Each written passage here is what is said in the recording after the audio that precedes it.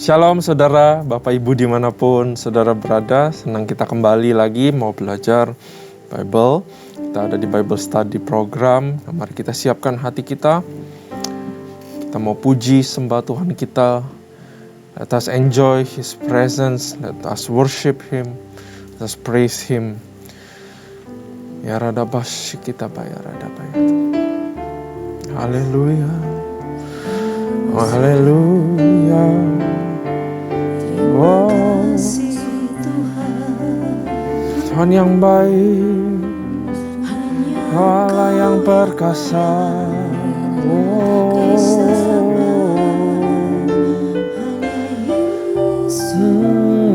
Kami butuh Kau Tuhan, kami butuh Kau Tuhan. Ya radabara lala ya ranama ya radabasi oradabara radabasi oradabasi. Selain Kau tiada yang lain, hanya Kau milikku di surga. Sekalipun dagingku lenyap, hatiku lelah tak berdaya. Ku sembah Engkau, Allah yang perkasa. Ku sanjung tinggi nama-Mu di hidupku, Tuhan, tiada yang lain. Hanya Kau satu di hatiku.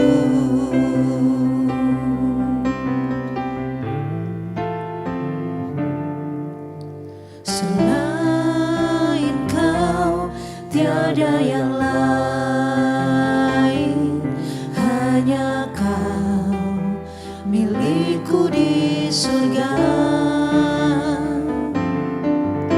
Sekalipun dagingku lenyap, hatiku lelah tak berdaya. Selain Kau tiada yang lain, hanya Kau milikku di surga. Sekalipun dagingku lenyap, hatiku lelah tak berdaya. Ku sembah Engkau, Allah yang perkasa. Ku sanjung tinggi nama-Mu di hidupku, Tuhan, tiada yang lain. Hanya Kau satu di hatiku. Ku sembah Engkau, Allah yang perkasa. Ku sanjung tinggi nama-Mu di hidupku, Tuhan, tiada yang lain. Hanya Kau satu di hatiku, Tuhan, tiada yang lain. Hanya Kau satu di hatiku, Tuhan, tiada yang lain. Hanya Kau satu di hatiku.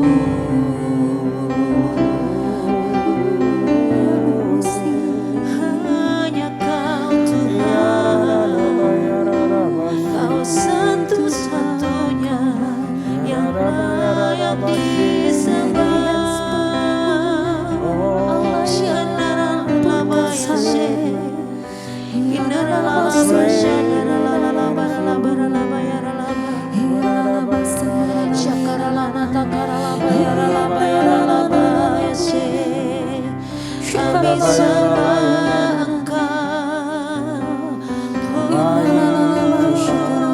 Setia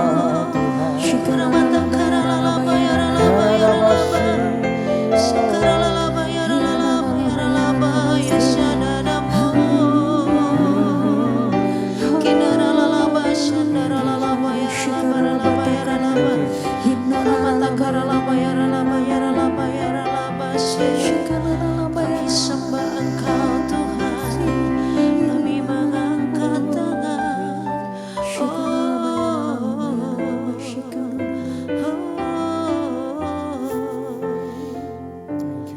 Ku sembah Kau Tuhan, ku mengangkat tanganku, selamanya Kau ajaib bagiku. Ku sembah Kau Tuhan, ku mengangkat wajahku, selamanya Kau hebat bagiku.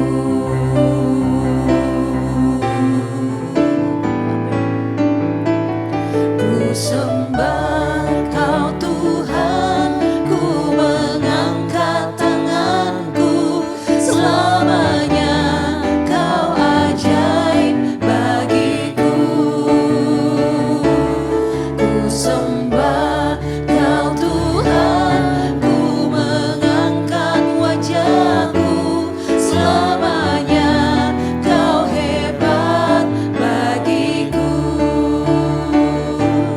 Ku sembah Kau Tuhan, ku mengangkat tanganku, selamanya Kau ajaib bagiku. Ku sembah Kau Tuhan, ku mengangkat wajahku, selamanya Kau hebat bagiku.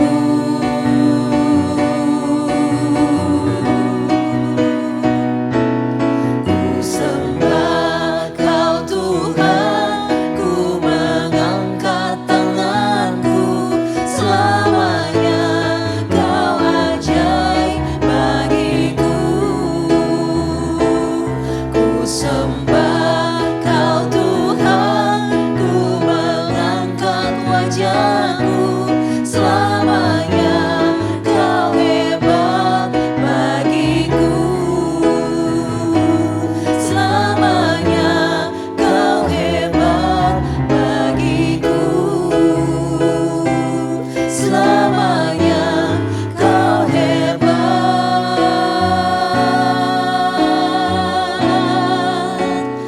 bagiku.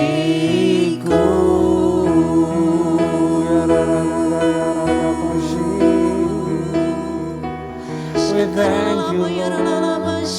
We thank you, Lord. Ku sembah Kau Tuhan, kasih anugerah-Mu Bapa. Oh, thank you Jesus. Terima kasih Tuhan, Kau selamanya hebat, setia. Kau adalah batu pertolongan kami, Kau adalah tempat kami berlindung, Tuhan. Kau adalah pegangan kami, ya Bapa. We thank you, Jesus. Kami percaya, Tuhan, bahwa Kau selalu beserta kami. Apapun yang kami alami, Kau selalu ada bersama-sama dengan kami, ya Tuhan. Bapa, kami mau belajar firman-Mu. Berkati lidah bibir hamba-Mu, supaya mengatakan sesuatu yang berasal daripada-Mu sendiri, ya Tuhan.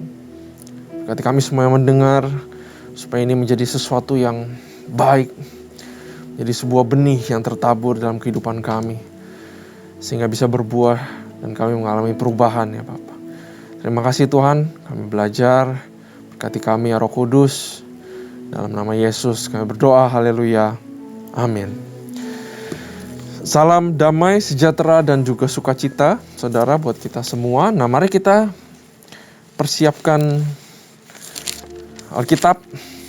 Mari kita buka Ulangan pasal yang ke-17, saudara. Nah, mari kita belajar sama-sama. Ulangan pasal yang ke-17, dimulai dengan ayat yang pertama. Janganlah engkau mempersembahkan bagi Tuhan Allahmu lembu atau domba yang ada cacatnya, atau sesuatu yang buruk, sebab yang demikian adalah kekejian bagi Tuhan Allahmu. Menarik sekali, saudara, perikopnya baru dimulai di ayat kedua. Tapi ayat ke-1 begitu powerful, bahwa Tuhan bilang, gak boleh ada yang cacat dipersembahkan di hadapan Tuhan. Artinya begini, saudara. The value of what we bring to God, of what we offer kepada Tuhan, it matters di hadapan Tuhan. Ada value daripada offering yang harus kita berikan kepada Tuhan, yaitu apakah ada unsur pengorbanan atau tidak. Susah, saudara, untuk mencari kambing domba yang gak ada cacatnya. Butuh effort, butuh tenaga, butuh waktu. Bahkan harus kasih yang terbaik kepada Tuhan. Ada pengorbanan di dalam sesuatu yang dibawa kepada Tuhan. There is sacrifice yang diberikan kepada Tuhan. Tuhanlah yang menentukan apa yang berharga, yang berkenan di hadapan Dia. Kita tidak menentukan hal tersebut. Karena itu di dalam apa yang kita berikan kepada Tuhan, ada yang diterima Tuhan dan ada yang tidak diterima Tuhan, saudara. Ada yang berkenan di hadapannya, ada yang tidak berkenan. Kita tahu Abraham, Daud, Abel, semua dan yang lainnya memberikan sesuatu yang berkenan kepada Tuhan. Dan itulah yang harus kita kejar. Apa yang berkenan itu adalah sesuatu yang ada pengorbanan yang tulus daripada kita. Kalau nggak ada pengorbanan, maka apa yang kita berikan kepada Tuhan tidak ada nilainya di hadapan Tuhan. Ya, bukan barangnya yang Tuhan lihat, tapi hatinya yang Tuhan lihat. Effortnya mempersiapkan yang terbaik buat Tuhan. Itulah yang Tuhan nilai. Lalu saudara ingat janda 2 peser, dia memberikan segalanya, itu adalah valuable. There is sacrifice di dalam 2 peser itu yang Tuhan sendiri sampai bilang, wow, itu berkenan di hadapanku. Ya, saudara. Nah, apakah kita datang dengan tangan kosong? Apakah kita datang dengan sesuatu yang kita berikan kepada Tuhan itu setengah-setengah di hadapan Tuhan? Kita harus pikir 2 kali dan kita harus bertobat, saudara. Wah, Tuhan bilang bahwa standarku segini tinggi. Masa iya kamu memberikan yang cuman itu kepadaku? Bahkan Tuhan bilang, persembahkanlah tubuhmu sebagai persembahan yang kudus, yang berkenan ke hadapan Tuhan. Seluruh kehidupan kita kudu berkenan di hadapan Tuhan. Itu adalah persembahan yang Tuhan inginkan, yang tidak bercacat dan tidak bercela di hadapan Tuhan. Kita pasti melakukan kesalahan, ya, tapi kita tahu sudah ada Yesus, sang anak domba yang tidak bercacat, yang di dalam Yesus yang tidak bercacat. Kalau kita menyembah Tuhan, maka diterima di hadapan Dia, saudara. Ya, saya mau bacakan 1 Petrus 1 ayat 18. Sebab kamu tahu bahwa kamu telah ditebus dari cara hidupmu yang sia-sia, yang kamu warisi dari nenek moyangmu. Itu bukan dengan barang fana, bukan pula dengan perak dan emas, melainkan dengan darah yang mahal, yaitu darah Kristus, yang sama seperti darah anak domba, yang tidak bernoda dan tidak bercacat. Sebegitu valuable-nya Dia telah mempertaruhkan, Dia mempersembahkan anaknya untuk menebus kita. Sebegitu juga kita harus menghargai balik. When we worship God, we offer something yang gak sembarangan, saudara. Sebegitu berat ayat 1 ini kita baca, tidak bercacat di hadapan Tuhan. Sebegitu tinggi standarnya Tuhan. Maka kita harus belajar ini dengan benar-benar, saudara. Mari kita baca kembali, lanjut di ayat 2, saudara. Hukuman mati untuk menyembah berhala. Apabila di tengah-tengahmu, di salah satu tempatmu yang diberikan kepadamu oleh Tuhan Allahmu, ada terdapat seorang laki-laki atau perempuan yang melakukan apa yang jahat di mata Tuhan Allahmu dengan melangkahi perjanjiannya, dan yang pergi beribadah kepada Allah lain dan sujud menyembah kepadanya, atau kepada matahari atau bulan atau segenap tentara langit, hal yang telah kularang itu. Nah, saudara perhatikan baik-baik di ayat 3. Ada loh orang-orang yang menyembah matahari atau bulan atau langit, apapun itu bisa menjadi objek penyembahan. Ya, artinya gini, kita diciptakan sebagai manusia yang butuh untuk menyembah. We are a worship creature. Kita diciptakan, model kita adalah untuk menyembah. Kita selalu menyembah sesuatu yang lebih hebat dan lebih superior daripada kita. Karena kita adalah manusia yang lemah. Orang-orang yang merasa kuat dan tidak butuh Tuhan, mereka pasti menyembah yang namanya uang, tahta, atau jabatan, atau power, atau otoritas. Karena kita manusia yang lemah. Menggantungkan dirinya kepada uang, arti menyembah uang. Menggantungkan dirinya kepada power, juga itu menyembah berhala. Kita adalah makhluk yang menyembah, karena itu penyembahan harus diarahkan kepada objek yang benar. Karena objek yang salah akan membuat kita salah menyembah. Dan kita akan menjadi serupa dengan yang kita sembah, saudara. Ya, ini kita harus ingat baik-baik bahwa kenapa Tuhan menyuruh kita menyembah Dia? Apakah Tuhan butuh penyembahan? No. Tapi Tuhan disenangkan kalau kita menyembah Dia dengan sukarela sebagai ucapan hati syukur. Dan di dalam penyembahan itu Tuhan taruhkan sebuah kuasa di mana waktu kita menyembah sesuatu, kita akan melayani sesuatu, dan saat kita melayani dan menyembah sesuatu, kita akan menjadi sama dengan apa yang kita sembah. Makanya saudara lihat banyak anak-anak muda sekarang yang menyembah atau idol daripada K-pop atau Korea music itu. Mereka tergila-gila melakukan yang persis yang mereka lakukan, menjadi sama dengan mereka. Ujung-ujungnya mereka akan sama, mirip sama kayak mereka. Karena itu apa yang kita sembah, kita akan lama-lama mendekati menjadi serupa dengan Dia. Nah, kalau kita sembah Tuhan kita, maka kita akan menjadi pelan-pelan serupa dengan Tuhan. Inilah yang Tuhan inginkan daripada sebuah penyembahan itu, karena Tuhan itu gak suka penyembahan berhala. Karena itu begitu keras Dia tulis di ayat selanjutnya, saudara. Kalau kita baca di ayat 4. Dan apabila hal itu diberitahukan atau terdengar kepadamu, maka engkau harus memeriksanya baik-baik. Jikalau ternyata benar dan sudah pasti bahwa kekejian itu dilakukan antara orang Israel, yaitu menyembah berhala, maka engkau harus membawa laki-laki atau perempuan yang telah melakukan perbuatan jahat itu keluar pintu gerbang. Kemudian laki-laki atau perempuan itu harus kau lempari dengan batu sampai mati. Atas keterangan 2 atau 3 orang saksi haruslah mati dibunuh orang yang dihukum mati. Atas keterangan 1 orang saksi saja janganlah dia dihukum mati. Saksi-saksi itulah yang pertama-tama menggerakkan tangan mereka untuk membunuh dia. Kemudian seluruh rakyat, demikian harus kau hapuskan yang jahat itu dari tengah-tengahmu. Tuhan mau bilang bahwa idolatry atau penyembahan berhala itu bisa merusak sebuah bangsa. Bisa merusak hati, bisa merusak pikiran, bisa merusak kehidupan. Bahkan hidup itu gak nyampe ke sorga gara-gara penyembahan berhala. Sebegitu beratnya. Sehingga Tuhan harus bikin praktikal yang sangat tegas di sini. Dimana dari hukum Taurat dibilang jangan kamu menyembah Allah lain selain Tuhan Allahmu. Dan ini adalah praktikalnya. Dimana ditegaskan gak ada boleh penyembahan berhala sama sekali di bangsaku, karena ini merusak image. Karena dengan menyembah berhala gak akan maju kemana-mana. Ya, gak akan bisa menjadi umat yang sesungguhnya yang diterima Tuhan nanti di sorga. Nah, ini sangat tegas yang Tuhan berikan kepada kita semua, saudara.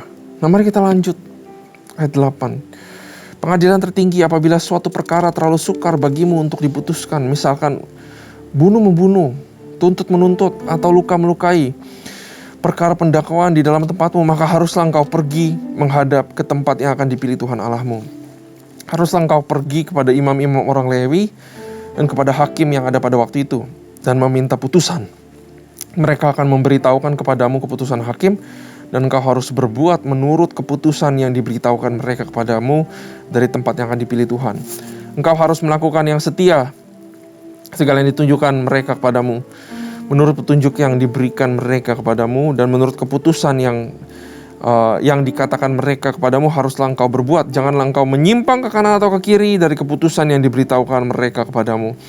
Orang yang berlaku terlalu berani dengan tidak mendengarkan perkataan imam yang berdiri di sana sebagai pelayan Tuhan Allahmu ataupun perkataan hakim, maka orang itu harus mati. Demikianlah harus kau hapuskan yang jahat itu daripada orang-orang Israel. Maka seluruh bangsa itu akan mendengar menjadi takut dan tidak lagi berlaku berani. Tuhan sedang establish a government. Ya, diperintahkan lagi kepada second generation. Teokrasi di mana priest, imam yang diangkat menjadi hakim yang untuk memutuskan segala sesuatu. Ya. Dan umat Israel sedang diajarkan bagaimana yang namanya tunduk dengan otoritas. Ya. Karena tanpa tunduk dengan otoritas, maka nggak ada visi juga ke depannya yang bisa dijalankan. Nggak ada perjalanan yang akan terberkati yang mereka akan jalani. Harus tunduk daripada yang namanya otoritas. Kita juga baca di firman Tuhan di ayat lain bahwa tunduk otoritas akan mendatangkan urapan. Kalau saudara ingat saat Saul tidak tunduk pada otoritas, apa yang dicabut? Urapan yang dicabut. Roh Kudus meninggalkan dia. Otoritas sama dengan urapan Roh Kudus ada dalam kehidupan kita. Dan saat kita taat terhadap otoritas, maka ada Roh Kudus yang menyertai kita, ada urapan yang spesial, dan berjalan di dalam kuasa Roh Kudus maka akan berkemenangan, saudara. Maka itu pemimpin yang baik, pemimpin yang buruk, ada masanya selalu. Tuhan yang pilih pemimpin. Kepada pemimpin yang baik kita bersyukur, kepada pemimpin yang tidak baik kita juga bisa belajar daripadanya. Bukankah kita juga belajar tentang Saul? Tapi bagian kita adalah taat kepada otoritas. Karena itu adalah kunci daripada urapan penyertaan Roh Kudus, berjalan di atas kuasa Roh Kudus. Di sini tentang teokrasi, ya. Tapi bangsa Israel tidak mau tentang teokrasi, ya. Mereka mau sebuah pemimpin yang bisa mereka lihat dengan mata, nggak seperti hakim, priest atau imam. Mereka nggak mau. Bangsa Israel tuh maunya raja. Karena itu Tuhan bikin juga hukum tentang raja. Tuhan mengajarkan teokrasi. Umat Israel maunya monarki. Ya, hukum tentang raja ayat 14, apabila engkau telah masuk ke negeri yang telah diberikan kepadamu oleh Tuhan Allahmu dan telah mendudukinya dan diam di sana, kemudian engkau akan berkata, aku mau mengangkat raja atasku. Tuhan sudah tahu mereka mau raja. Seperti segala bangsa yang di sekelilingku. Maka hanyalah raja yang dipilih Tuhan Allahmu yang harus kau angkat atasmu. Dari tengah-tengah saudaramu haruslah engkau mengangkat seorang raja atasmu, seorang asing yang bukan saudaramu tidaklah boleh kau angkat atasmu. Harus bangsa yang disunat, kata Tuhan, yang menjadi raja, itulah yang dipilih Tuhan. Hanya janganlah ia memelihara banyak kuda dan janganlah ia mengembalikan bangsa ini ke Mesir untuk mendapatkan banyak kuda. Seorang raja, seorang pemimpin harus menjadi contoh di sini katanya. Tidak boleh membawa orang-orang yang dipimpinnya balik ke masa lalu, balik kepada dosa, balik kepada perbudakan. Sebab Tuhan telah berfirman kepadamu, janganlah sekali-kali kamu kembali melalui jalan ini lagi. Ya, artinya pemimpin haruslah mempunyai visi ke depan, bahwa di depan adalah lebih baik daripada yang di belakang, untuk memberikan harapan kepada orang-orang yang dipimpinnya. Bukan justru memberikan harapan kepada masa lalu, balik kepada yang dulu-dulu. Ya. Ayat 17 juga, janganlah ia mempunyai banyak istri supaya hatinya jangan menyimpang. Emas dan perak pun janganlah ia kumpulkan terlalu banyak. Saudara, ini supaya apa? Supaya Tuhan berkenan atas hati seorang raja atau pemimpin. Bukan hebat perangnya, bukan parasnya, bukan tingginya, bukan kehebatannya, ya, bukan. Itu semua sebenarnya seperti Saul, ya. Katanya dia tampan, tinggi, besar, tapi bukan itu kata Tuhan. Tapi hatinya yang saya mau. Karena itu sampai dibilang, jangan Jangan punya banyak istri supaya hatinya nggak belok-belok. Jangan cinta uang supaya hatinya nggak belok-belok, karena aku mau pemimpin yang cinta sama aku. Ayat 18, apabila ia duduk di atas tahta kerajaan, maka haruslah ia menyuruh menulis bagian salinan hukum ini menurut kitab yang ada pada imam-imam orang Lewi. Bukan kehebatan politik, bukan kehebatan komunikasi, bukan ini dan itu.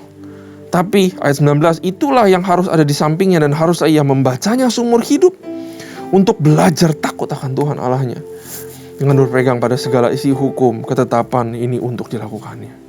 Takut akan Tuhan, mengerti firman Tuhan, taat firman Tuhan, melakukan firman Tuhan. Itulah yang diinginkan Tuhan atas seorang pemimpin. Dan saudara, gak cuma pemimpin, ini bukan standar pemimpin aja. Ini standarnya Tuhan buat kita semua. Buat kita yang gak memimpin, ini juga standarnya saudara.